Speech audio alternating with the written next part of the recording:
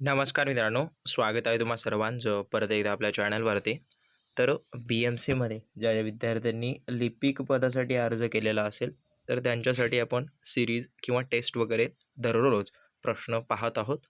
तर आजचा हा जो भाग आहे तो 10व्या क्रमांकाचा आहे. या अगोदरचे भाग पाहिले नसतील, पाहून घ्या. आणि ज्या विद्यार्थ्यांनी आपल्याकडून 1000 मोस्ट IMP GK प्रश्न आणि 10 प्रश्नपत्रिकेची बॅच जॉईन केली नसेल, जॉईन करून घ्या. अतिशय महत्त्वाचे आहे. जेवढे आत्तापर्यंत TCSने पेपर घेतलेले आहेत, त्या सर्व पेपरचं ॲनालिसिस करून वारंवार येणारे आणि जशास तसे प्रश्न आपण टाकलेले आहेत आणि जे मागे TCSचे अगोदर प्रश्न झालेले होते, त्या प्रश्नपत्रिकेमध्ये सुद्धा आपले प्रत्येक परीक्षेमध्ये जवळपास 5 ते 10 प्रश्न जशास तसे आणि एक्झॅक्ट जो गणित बुद्धिमत्तेचा पॅटर्न असतो, तसे प्रश्न आलेले आहेत. त्यामुळे अवश्य बॅच जॉईन करून घ्या.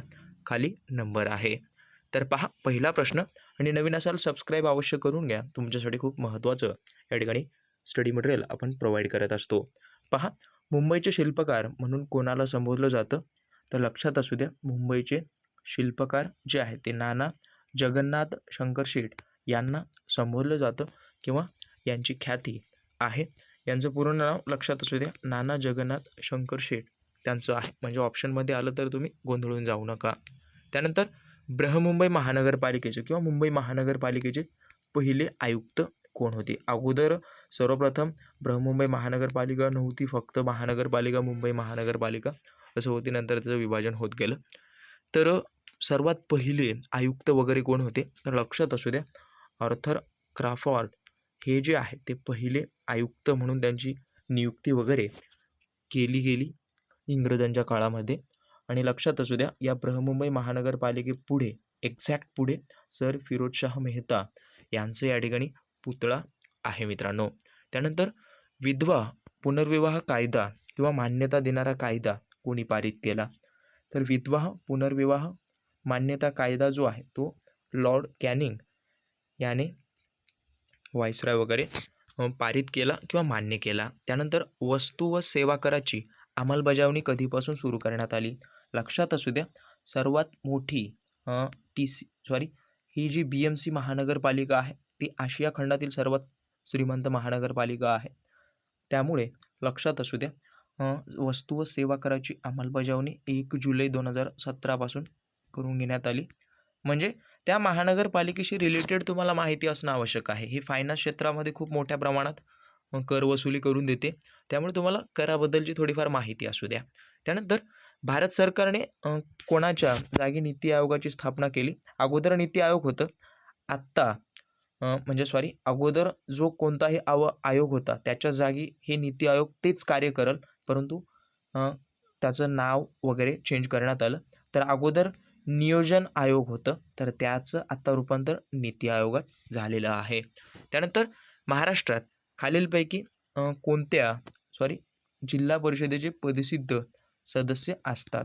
तर जे आहेत जिल्हा परिषदेचे पदसिद्ध सदस्य हे पंचायत समितीचे जे तालुक्याला असते त्याचे सभापती हे जिल्हा परिषदेचे पदसिद्ध सदस्य असतात. लक्षात असू द्या. त्यानंतर प्राचीन काळात कोणत्या राजघराण्याने स्थानिक स्वराज्य संस्थांना उत्तेजन दिले?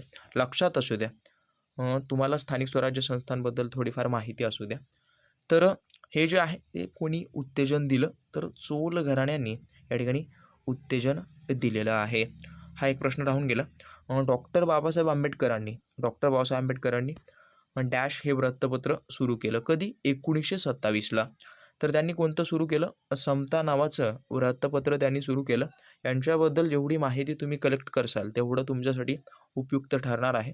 कारण का खूप मोठं कार्य यांचं आहे आणि त्यांच्या बाबतीत जे फायनान्स असो, कोणतंही राजकीय क्षेत्र असो, त्या सगळ्यांची माहिती जेवढे काही मोठमोठे समाजसुधारक झालेले आहेत त्या सर्वांची माहिती तुम्ही कलेक्ट करा. त्यानंतर शेवटचा प्रश्न, घटनेच्या कोणत्या कलमान्वये बालमजुरी प्रतिबंध करण्यात आली? या प्रश्नाचं उत्तर तुम्ही कमेंट करा. तुमच्यासाठी मी प्रत्येक सिरीजमध्ये एक प्रश्न तुमच्यासाठी सोडत जाईन. त्यामुळे तुमची जास्तीत जास्त प्रॅक्टिस होत जाईल. तुम्हाला प्रश्न किती येतात त्याबद्दल थोडंफार कल्पना येऊन जाईल. बाकी व्हिडिओ आवडला असेल नक्की लाईक करा आणि सबस्क्राईब केलं नसेल करून घ्या. तुमच्यासाठी खूप खूप महत्त्वाचं चॅनल हे आहे. भेटूयात अशाच नवीन व्हिडिओसोबत. पाहत राहा आपलं आवडतं यूट्यूब चॅनल. धन्यवाद.